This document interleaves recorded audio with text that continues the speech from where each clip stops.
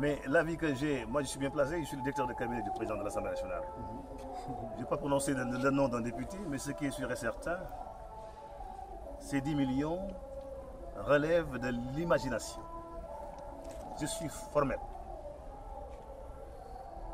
Il n'existe pas d'indemnité de député d'installation.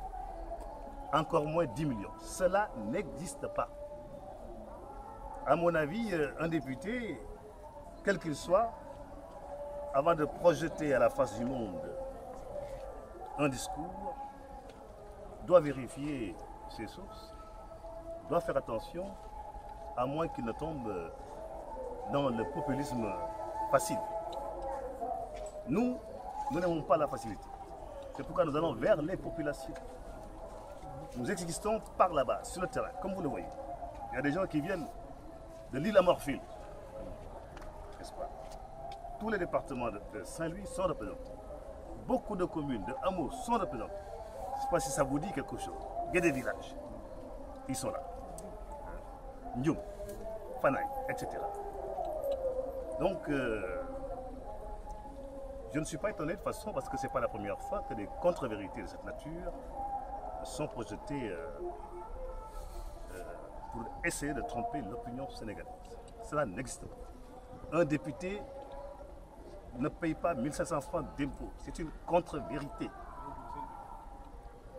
Ça, c'est le minimum fiscal que certains députés, je dis bien certains seulement, une infime minorité paye parce que ça dépend du quotient familial. Quand on a 5 parts, 2 femmes, 6 enfants, il est normal qu'on soit exempté d'impôts sur le revenu. Et je le répète, les députés n'ont pas de salaire. Les députés ont des indemnités. Et c'est la moitié de ces indemnités qui est sujet à l'impôt. Parce que c'est le règlement intérieur de l'Assemblée nationale qui est une loi organique, qui est au-dessus du code des impôts. C'est la hiérarchie des normes en droit. Un inspecteur des impôts devrait savoir tout cela. Je sais que peut-être lever un coin de voile.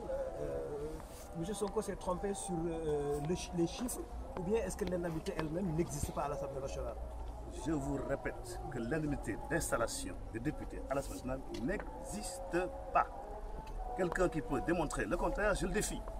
Par rapport maintenant donc, vous voyez donc, il faut que vous tirez les conclusions de tout cela. Okay. Il y a des gens qui veulent exister en faisant travailler leur imaginaire. La politique, c'est aussi la morale. Ça, nous y croyons à l'Alliance des forces de progrès.